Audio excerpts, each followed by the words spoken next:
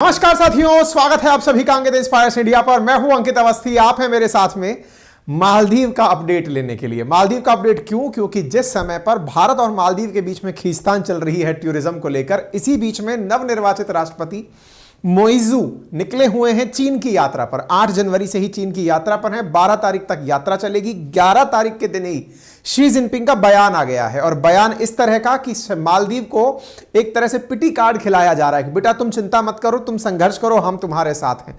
उस तरह की स्थितियां यहां पर बयान की गई हैं। मालदीव जिसके ऊपर ऑलरेडी हम आपके सामने कई सेशन बता चुके हैं कि भारत मालदीव के बीच में क्या संकट चल रहा है। अपडेटेड रहने के लिए आप और भी वीडियोस को जाकर देख सकते हैं, ठीक है। फिलहाल की स्थिति में मोइजू का स्वागत शी जिनपिंग ने किया है, बकायदा इन्हें स्टेट विजिट का ऑफर किया है। यानी कि ये जब पहुंचे हैं तो इनके सम्मान में बकायदा बच्चे झंडे लहरा रहे हैं, लोग ढोल नगाड़े बजा रहे हैं। इनका ऐसे वेलकम हुआ है जैसे अमेरिका के राष्ट्रपति पहुंचे हों। असल में इस व्यक्ति को यह समझ में आना चाहिए कि ये तुम्हारी इज्जत नहीं हो रही है, तुम्हें केवल इस बात की इज्जत मिल रही है कि तुम इंडिया के पड़ोसी हो। बाकायदा नहीं तो 6 लाख की आबादी तो ये काउंटिंग में भूल जाते हैं। कोरोना में मरे उन लोगों की गिनती नहीं करते हैं जितनी तुम्हारे यहां आबादी है। पर मुद्दा यह है गुरु कि तुम इंडिया के पास में रहते हो। यह बिल्कुल वैसे ही है जैसे एक गोविंदा की फिल्म है, नाम हम भूल रहे हैं, जिसमें गोविंदा एक ढाबा लगा लेता है एक 5 स्टार होटल के सामने। ढाबे पर जाकर के लोग अपने आप को समझते हैं कि वो 5 स्टार होटल पर खाना खाकर आए हैं। एग्जैक्टली इसका हाल वही है। इंडिया के सामने रहने की इसको इतनी इज्जत मिल रही है कि यह आदमी जो इसको एकदम रोटी डाल दिया है कि बेटा सुनो तुम्हारा काम बन जाएगा बहुत बढ़िया से। खैर चलिए, इसके जो हालात हुए हैं उनका आज संपूर्ण विश्लेषण हो जाएगा। और विश्लेषण होने के पीछे जो सबसे बड़ी चीज निकल कर आ रही है, मालदीव के राष्ट्रपति की शी जिनपिंग के साथ मुलाकात, जिसमें शी जिनपिंग कहते हैं कि वो मालदीव की सॉवरेनिटी की सुरक्षा के लिए, यानी इसकी संप्रभुता की रक्षा के लिए एनी टाइम खड़ा रहेगा। अरे क्या संप्रभुता के लिए? तुम मालदीव को यह डराना चाह रहे हो कि इंडिया तुम पर कब्जा कर लेगा। इंडिया ने अगर कब्जा करना होता तो बांग्लादेश को आजाद ना किया होता, वापस खुद में ही मिला लिया होता। क्योंकि बांग्लादेश को सरेंडर कराते समय, पूर्वी पाकिस्तान को सरेंडर करते समय लगभग 1 लाख पाकिस्तानी सैनिक घुटने के बल बैठे हुए थे। हम चाहते तो तभी भारत में मिला लिए होते, हम चाहते तो ना जाने कितने छोटू मोटू देश है जिनको आपस में मिला लिए होते। पर खैर कोई बात नहीं, भ्रम जो है वो आकर्षक तरीके से सामने आता है और वही यहां पर हो रहा है। खैर चलिए, इसके बारे में विस्तार से चर्चा करेंगे। क्विक अपडेट आप सुन लीजिए। यदि आप में से कोई भी साथी ऐसा है जो आधुनिक भारत का इतिहास सहित इतिहास, अर्थशास्त्र, भूगोल, राजव्यवस्था, हिस्ट्री, ज्योग्राफी, पॉलिटी, इकोनॉमी, चारों सब्जेक्ट यदि फाउंडेशन लेवल पर किसी भी परीक्षा के लिए तैयार करना चाहता है तो अपनी पाठशाला, जिसका लिंक कमेंट बॉक्स में मैंने दे दिया है, हमारा एप्लीकेशन है जहां पर बिल्कुल इसी तरह से जैसे मैं आपके सामने फिलहाल हूं। हालांकि मैंने यहां पर अपनी एक क्लास का वीडियो डेमो भी डाला है। आज पहली क्लास हुई थी, उसका डेमो डाल दिया है, आप जाकर देख सकते हैं। कंप्लीट कोर्स आपके लिए मात्र 1999 में उपलब्ध हैं। बाकी हमारे अन्य चैनल जो अपनी पाठशाला है वहां पर लगातार यूपी के लिए टेस्ट चल रहे हैं, आरओ एआरओ के लिए अपनी पाठशाला पीसीएस पर टेस्ट चल रहे हैं। और साथ ही साथ यदि आप में से कोई साथी ऐसा है जो हमारे हैंड रिटन नोट्स अपने घर पर मंगाना चाहता है तो हिस्ट्री, ज्योग्राफी, पॉलिटी, इकोनॉमी के 3000 पेजेस से अधिक के क्लास के नोट्स मात्र 1999 में घर पर डिलीवर किए जा रहे हैं। चलिए आगे बढ़ते हैं। तो आपको यह तो याद होगा कि हाल ही में हमने आपको एक अपडेट दिया था कि मालदीव के मसले पर इजराइल भारत के साथ आते हुए बोला कि मैं वहां पर डिसैलिनेशन प्लांट लगाऊंगा। कहां पर? लक्षद्वीप के अंदर। हालांकि इस मुद्दे के अंदर इजराइल ने यह नहीं कहा था कि हम मालदीव के खिलाफ हैं। ऑब्वियस सी बात है, इसमें कोई युद्ध की बात थोड़ी है। मतलब कहां राजा भोज और कहां गंगू तो तेली, मतलब हम उसकी चर्चा कर भी नहीं सकते। हम उसके साथ कोई युद्ध थोड़ी कर रहे हैं, वो तो वैसे ही हमारी प्रोटेक्टरेट के अंदर रह रहा है। पर कोई बात नहीं। होता यह है कि समटाइम्स जब आप दो लोगों के बीच के अंदर फंस जाते हो तो उसके आनंद बहुत होते हैं। सैंडविच स्टेट्स जितने भी हैं, जो बफर स्टेट्स हैं, उन्हें अपने आप का बड़ा लाभ मिलता है। जैसे कि इस समय इनके साथ चल रहा है। मालदीव को लगता क्या है कि वो इंडिया का पड़ोसी है, इंडिया को भी हमारी जरूरत है, चीन को भी हमारी जरूरत है। अरे तुम्हें कोई पूछेगा नहीं, 2050 तक तुम्हारा 85% मालदीव्स पूरी तरह डूब जाएगा। लेकिन फिर भी तुम्हें वैल्यू क्यों मिल रही है? क्योंकि जो बचा हुआ हिस्सा है वो 2050 तक चीन के पास होगा।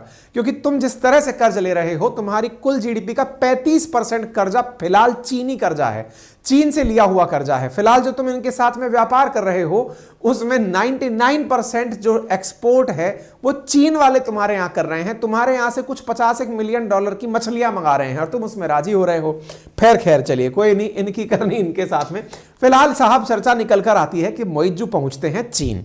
आपको मालूम होना चाहिए, अक्सर ये रहा है एक मतलब ट्रेंड रहा है कि मालदीव के अंदर जो भी राष्ट्रपति बना वो सबसे पहले इंडिया तक पहुंचता है, क्योंकि इंडिया और मालदीव के बीच में ज़्यादा डिस्टेंस नहीं है, मुश्किल से इंडिया से घंटे भर का रास्ता है। आकर के तुरंत सबसे पहले ये लोग इंडिया पहुंचते हैं और पहुंचना भी चाहिए, क्योंकि मालदीव में जब जब सत्ता का संकट आया है इंडिया ने यहां की मदद की है, या किसी भी प्रकार की यहां आपदा आई है इंडिया ने यहां पर मदद पहुंचाई है। लेकिन जितने भी देश इंडिया के साथ थे, पता नहीं इन्होंने कौन सी चक्की का आटा खाया, कौन सी नदी का पानी पिया, कि इन लोगों को इंडिया के साथ बार्गेनिंग करने में बहुत मजा आता है। इन्हें लगता है कि इंडिया के साथ रह करके चीन वाले इन्हें बढ़िया टुकड़े डाल देंगे, और यही कारण है कि पाकिस्तान देख लो, नेपाल देख लो, भूटान देख लो, हालांकि भूटान हमारा अच्छा मित्र है, बांग्लादेश देख लो, जो भी म्यांमार देख लो, श्रीलंका देख लो, मालदीव्स देख लो, ये सब देश ये सोचते हैं कि भारत की सूचनाएं इनको देकर, चीन वालों को देकर अपनी वैल्यू बढ़ा लेते हैं। और उसी क्रम में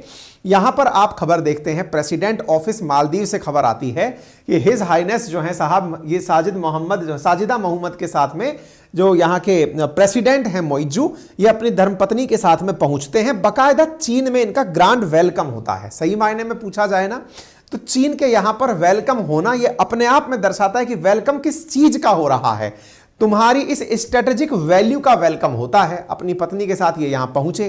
पहुंचने के बाद में इन्होंने आसपास के क्षेत्र घूमे। इनमें से इनकी टीम के द्वारा एक फर्जी ट्वीट किया हुआ है, अपने ही देश के राष्ट्रपति को फिलीपींस का बताया हुआ है। खैर चलिए इन्हें माफ करते हैं, इतनी उन्नत किस्म इनके पास नहीं होगी। फिर साहब इन्हें चीन घुमाया गया है कि देखिए चीन के अंदर चाइनीज कम्युनिस्ट पार्टी का इतिहास क्या रहा है। उन्हें क्रांति के कुछ दृश्य दिखाया गया। इन्हें लग रहा है इतनी इज्जत, इतनी तो कभी सोचे ही नहीं थे, तो भाई इनको फुल इज्जत यहां पर बख्शी गई है।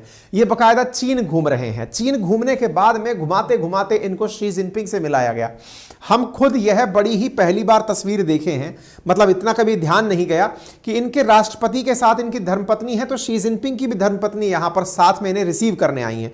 एज ए स्टेट गेस्ट इनको सम्मानित किया गया, यानी कि जितना सम्मान इनको दिया जा सकता है वो दिया, और उससे भी बढ़कर दिया। मतलब एक वीडियो है जिसके अंदर शी जिनपिंग इनका इंतजार कर रहे हैं। आप तस्वीरें देख करके अंदाजा लगाइए और यह समझने का प्रयास कीजिए कि चीन और भारत, कई बार हम में से, आप में से कई लोग सोचते हैं यार चीन तो हमसे काफी बड़ी इकोनॉमी बन गया, दुनिया की सेकंड लार्जेस्ट इकोनॉमी है, इंडिया से लगभग 6 गुना बड़ी जीडीपी है, उसे हमसे क्या भाई साहब, उसे हमसे क्या। तो उसके लिए ये सब दृश्य हैं कि ये जो असली सम्मान हो रहा है ये मालदीव का नहीं हो रहा है, ये इंडिया का हो रहा है। उसे टेंशन है कि इंडिया इकलौता ऐसा देश है जो चीन को एशिया में टक्कर दे सकता है। यहां जो आप सम्मान होती हुई तस्वीरें देख रहे हैं, आप सोचिए यहां पर सैन्य सम्मान दिया जा रहा है, बच्चे झंडे लेकर खड़े हैं, उनको हाय हेलो करते हुए वेलकम कर रहे हैं। आप यहां पर मतलब इन्हें ऐसा फील कराया जा रहा है जैसे अमेरिका का राष्ट्रपति आ गया हो। मतलब ये खुद अपने आप के बारे में सोच रहा होगा कि यार मेरी पास तो नेटवर्थ कुल मिलाकर पूरे देश की नेटवर्थ अडानी से कम है, फिर भी उसका इतना सम्मान, इतनी इज्जत ज्यादा मिल रही है, तो समझ नहीं आ रहा है कि लेने के लिए हो रही है कि देने के लिए हो रही है। पर खैर कोई बात नहीं साहब, यहां पर आप ये दृश्य देख करके अभिभूत हो सकते हैं। शी जिनपिंग इंतजार कर रहे हैं कि मोइजू पधारेंगे। भाई साहब मतलब ये तो गदगदा मरेंगे, रात भर सो नहीं पाएंगे कि इतनी इज्जत कैसे मिल सकती है। शी जिनपिंग इंतजार कर रहे हैं। इनका इस वीडियो को दोबारा देखिए भाई साहब, मतलब ये देखिए, Xi Jinping keep on waiting कि समवन इज कमिंग। आइए सर आइए, अरे वाह, ये देखिए साहब इनका स्वागत हुआ। भैया स्वागत इंडिया का ही हो रहा है। ये इंडिया का क्यों हो रहा है ये अब आपके भी समझ में आ गया होगा कि भाई साहब आप इंडिया के किनारे हमें मचान बनाने की जगह दोगे। ऐसे ही श्रीलंका वाले लिए थे कभी जाकर इज्जत वहां पर, आज हम्बन टोटा देकर बैठे हैं। अब ऐसे ही ये इज्जत ले लिए वहां जाकर, जल्दी ही मान लीजिएगा माले देके बैठेंगे ये, क्योंकि चीन की निगाहें जो है ना, कहीं पे निगाहें कहीं पे इशारा, वैसे भी दिखती नहीं है इनकी नजरें। ठीक है चलिए खैर कोई बात नहीं, फिलहाल के लिए ये अपनी ऐतिहासिक साझेदारी और भविष्य में बहुत तेजी से आगे बढ़ेंगे। साथ में इस बात पर शी जिनपिंग कहते हैं कि हम मालदीव की स्वतंत्रता, संप्रभुता, क्षेत्रीय अखंडता, राष्ट्रीय गरिमा की रक्षा करने के लिए चीन उसके साथ खड़ा है, वो देश उसके साथ खड़ा है जिस देश ने अपने साथ सीमा साझा करने वाले अधिकांश देश, लगभग 14 देश हैं if I am not wrong, सभी देशों की सीमा पर अतिक्रमण कर रखा हो। वो देश दूसरे देश से कह रहा है तुम चिंता मत करो, तुम्हारी क्षेत्रीय अखंडता की हम रक्षा करेंगे। अंकल आप कितने अच्छे हैं, आपको देखकर रोना आ रहा है। सच में आना चाहिए, क्योंकि ये जो सम्मान है इसे देख करके बेचैनी अंदर से क्रिएट हो रही है कि यार तुम जो इज्जत दे रहे हो, कह रहे हो कि हम तुम्हारा हर मामले में साथ देंगे, तो भाई कितने मामलों में साथ दोगे। 20 एग्रीमेंट किया है ये बंदा वहां जाकर। 20 की agreements were signed today between the government of Maldives and government of China this afternoon. आज ही के दिन, बकायदा कल के दिन, इन लोगों ने बैठ करके बढ़िया 20 एग्रीमेंट किए हैं। तस्वीरें देख रहे हैं आप। 5 दिन के लिए कोई आदमी गया है, पहली बार यहां पहुंचा है और पहुंच करके उसने 20 एग्रीमेंट यहां पर साइन किए हैं। भाई साहब, इतनी इज्जत देख करके हमारा दिल भर के आ रहा है। हमें ऐसा लग रहा है कि यार ये आदमी क्या क्या साइन करके आ गया होगा। 20 एग्रीमेंट है। हमने खोजे कि कौन से एग्रीमेंट हैं। उनमें सबसे पहला ही एग्रीमेंट वो था जो इंडिया के लिए इंडिया काउंटर इंडिया कहा जा सकता है। कैसे? इंडिया ने अपनी जो इंडियन फोर्स मालदीव में लगा रखी है, 60-65 सैनिक हैं हमारे, वो डिजास्टर के अंदर रिलीफ देने के लिए ही हैं। कल को वहां पर कोई आपत्ति आए, कोई दिक्कत आए, तो जो हमने ध्रुव हेलीकॉप्टर वगैरह जो इनको दे रखे हैं, एक लंबी फहरिस्त है, बख्तरबंद लड़ाकू वाहन, ध्रुव हेलीकॉप्टर, ये जितनी भी चीजें हमने दे रखी है, इनको मेंटेन करने के लिए हमने 75 के आसपास अपने सैनिक मालदीव में छोड़े हुए हैं। इन 75 सैनिकों ने मोइज्जू की सरकार बना दी। सही मायने में तो इन सैनिकों का सम्मान होना चाहिए, क्योंकि केवल इन्हीं सैनिकों के लिए इंडिया आउट कैंपेन मालदीव में चलाया गया था, जिनसे इनकी सरकार बनकर आ गई है। ठीक है, तो पहला ही पॉइंट पे जो एग्रीमेंट हुआ है वो ये है कि नेशनल डिजास्टर मैनेजमेंट, अगर कोई आपदा आती है तो ऐसी स्थिति में डिजास्टर रिस्क रिडक्शन के अंदर चाइना इनकी मदद करेगा। वाह भाई, भाई साहब, परसी परसाई थाली हमने चाइना को दे दी। आप में से कई बुद्धिजीवी जो हाल ही में जियोपॉलिटिक्स के ज्ञाता बने हैं, उनके दिमाग में अचानक एक ख्याल आएगा, सर ये तो इंडिया ने गलती कर दी। देखिए, मालदीव का मामला हमने इतना तेज खींच दिया, वो तो स्वतः ही चीन की गोदी में जाकर बैठ गया। अरे ये सब पहले से प्री प्लान्ड था। ये तो भला हो हमने पहले अपनी तरफ से ये प्लानिंग करके उनको बता दिया कि हम भी अब चुप रहने वाले नहीं हैं।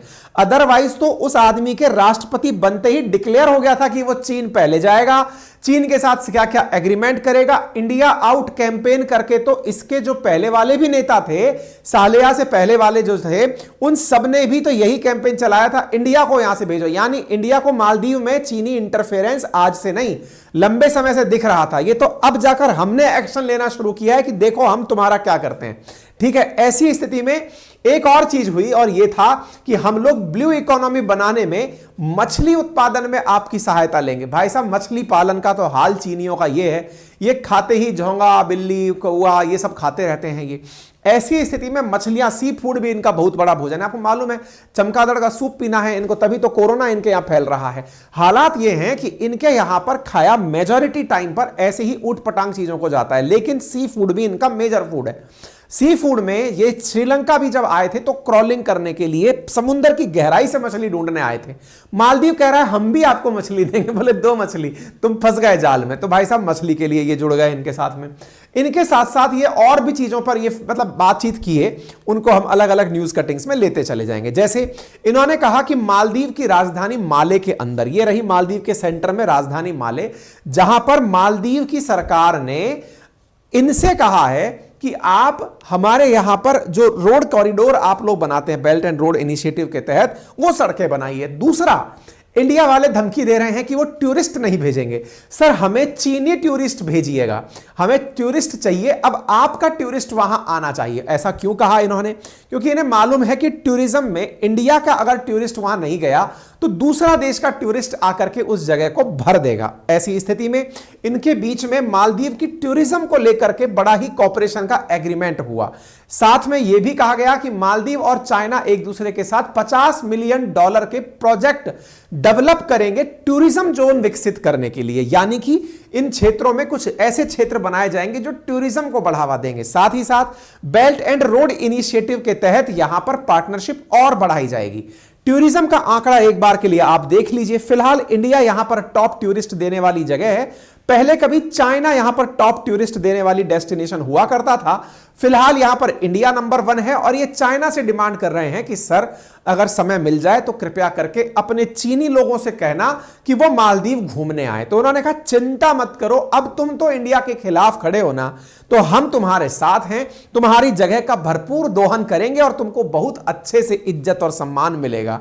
मोइज्जू इस बात से बहुत खुश हो गए कि इंडिया से टूरिस्ट नहीं आएगा तो चीनी टूरिस्ट आएगा, इंडिया से पैसा नहीं आएगा तो चीन से आएगा। इंडिया और चाइना में चाइना के पास ज्यादा पैसा है, ऐसी स्थिति में वहां से चलाएगा। लेकिन ये एक बात गलती में भूल जा रहे हैं, और वो क्या है जब कभी घर पर कोई समस्या आती है ना, तो सबसे पहले काम आता है पड़ोसी, पड़ोसी के बाद आते हैं गली मोहल्ले वाले। अब आप क्या किए, आप अमेरिका जाकर एक बहुत अच्छा मित्र बना आए, जिससे कहे कि सुनो यार, जब हमें जरूरत पड़ जाए तो तुम चले आना। अरे मोइजू, जिन लोगों के बच्चे विदेश में रहते हैं और वो लोग किसी हादसे का शिकार हो जाते हैं, तो डेड बॉडी भी 2-2, 3-3 दिन तक इंतजार करती है। बच्चे माँ बाप की शक्ल नहीं देख पाते, रिश्तेदारों की शक्ल नहीं देख पाते।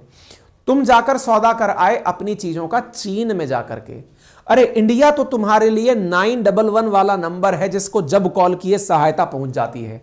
घंटे भर में सहायता जो पहुंचा दे वो इंडिया है, इतना पड़ोसी है। लेकिन तुम अभी पैसे में अंधे हो गए हो। तुम्हें लग रहा है कि चीन से जब सहायता मांगोगे उड़कर चली आएगी। अरे जब उड़कर आने वाली बीमारी इन्होंने तुम्हारे यहां भेजी थी, तब भी भारत ही सबसे पहले जाकर तुम्हें कोरोना में हेल्प दिया था।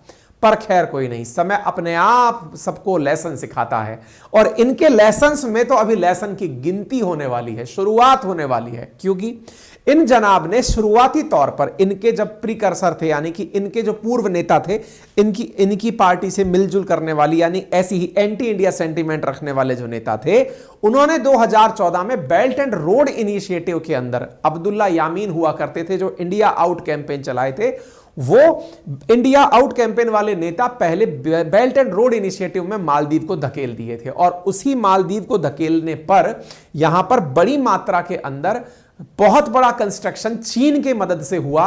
फ्री ट्रेड एग्रीमेंट के नाम पर समझौते हुए। फ्री ट्रेड एग्रीमेंट के नाम पर ये इतने खुश होते हैं कि साउथ एशिया में ये पहले देश हैं चीन के साथ फ्री ट्रेड एग्रीमेंट करने वाले। हां भाई, तुम मतलब एकदम MIT से पढ़ के लौटे हो, तुम्हें इतनी समझ है कि तुम चीन से फ्री ट्रेड एग्रीमेंट करोगे। फ्री ट्रेड एग्रीमेंट में तुम्हें थोड़ी भी अगर साइंटिफिक समझ हो तो इतनी है कि केवल बराबर के लोग ही कोशिशें करते हैं कि वो फ्री ट्रेड एग्रीमेंट कर पाए। इंडिया खुद अपने अच्छे अच्छे दोस्तों के साथ नहीं फ्री ट्रेड एग्रीमेंट किया है। जिनके साथ भारत ने FTA किया है उनमें भी 100% FTA नहीं किया गया है। कई चीजों को बचा दिया गया है कि नहीं भाई, इन चीजों पर FTA नहीं करना है ना।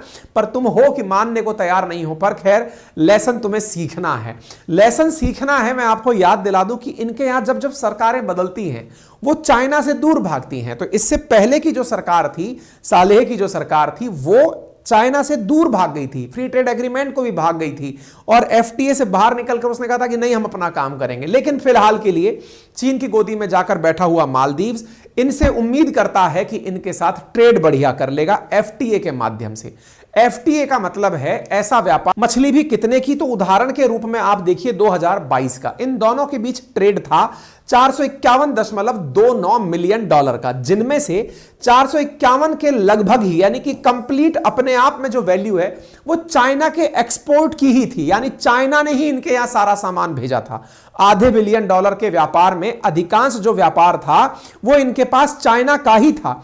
बाकी जो इन्होंने व्यापार दिया वो $60,000 के आसपास था, जिसे काउंट भी नहीं किया जा रहा है। अब ऐसी स्थिति में बड़ा सवाल यह बनकर आता है कि चीन को अगर व्यापारिक लाभ इनसे नहीं हो रहा तो अल्टीमेटली चीन इनको कर्जदार बना देगा। देखिए, जब आपकी आमदनी 98 हो और खर्चा रुपया हो, तब भी लोग आप पर मीम बनाते हैं। यहां तो आमदनी पैसा है और खर्चा रुपया है, यानी 1 पैसे के आसपास तुम्हारी कमाई है और रुपया के आसपास खर्चा है। आप विचार कीजिए, चीन से ये कितना सामान मंगा रहे हैं और बेच चिन्नी सा पैसा रहे हैं। ऐसी स्थिति में ये कितने भयंकर कर्ज में फंसने वाले हैं, इसका आप आंकड़ा इससे लगा सकते हैं कि मुइज्जू जिन्होंने FTA को रिवाइव किया है, ये निश्चित ही मालदीव्स को डेट में फंसा देंगे। इस आंकड़े को आप पढ़कर देखिए कि मालदीव्स के पास वर्तमान में जो कर्ज है उसका 37% चाइनीज कर्ज है। अगर ये कर्ज नहीं चुका पाए तो इनके वही हालात होंगे जो श्रीलंका के हुए, जिसने कर्ज ना चुका पाने के लिए 100 साल तक के लिए अपना ही एक सी पोर्ट हम्बनटोटा पकड़ा दिया था चाइना को। इनके वैसे ही हालात होंगे जैसे नेपाल का हुआ, जिसने कि अपने यहां का पोखरा जो अपना वो है एयरपोर्ट है वो कहीं ना कहीं चाइना को देने की स्थिति में पहुंच गया है। इनके वही हालात होंगे जो पाकिस्तान के हुए, जिसके हाथ में कटोरा है। China Pakistan economic corridor, maximum क्षेत्र चाइना ने कवर कर लिया है। खैर, अब इनको कौन समझाए, इनके हालात श्रीलंका जैसे हो, ये तो इनकी जब खुद की स्थिति खराब होगी तब पता चलेगा, क्योंकि नेपाल भी इन्हीं की तर्ज पर। तो जो जो चीनी कर्ज में फंसे और उनके हालात क्या हुए वो दुनिया के सामने जग जाहिर हैं। उम्मीद करते हैं कि चाइना के इस बेल्ट एंड रोड इनिशिएटिव में सबसे पहले मरा था श्रीलंका, उसके बाद पाकिस्तान मरने वाला है, इसके बाद म्यांमार मरने वाला है और इसके पीछे पीछे मालदीव आ रहा है। खैर, हम तो इनके लिए सद्बुद्धि की कामना करते हैं। बाकी आप इस विषय पर क्या सोचते हैं कमेंट बॉक्स में जरूर बताएं। चैनल पर नए हैं तो सब्सक्राइब करना बिल्कुल ना भूलें। और जरूरी अपडेट में यदि आप में से कोई भी साथी हमारे साथ आधुनिक भारत का इतिहास पढ़ना चाहता है तो रुद्र जीएस फाउंडेशन बैच में एडमिशंस ओपन है। मात्र 1999 में चारों सब्जेक्ट आप लोगों के कवर कराए जा रहे हैं। फिलहाल के लिए इतना ही। अपना ख्याल रखें। धन्यवाद।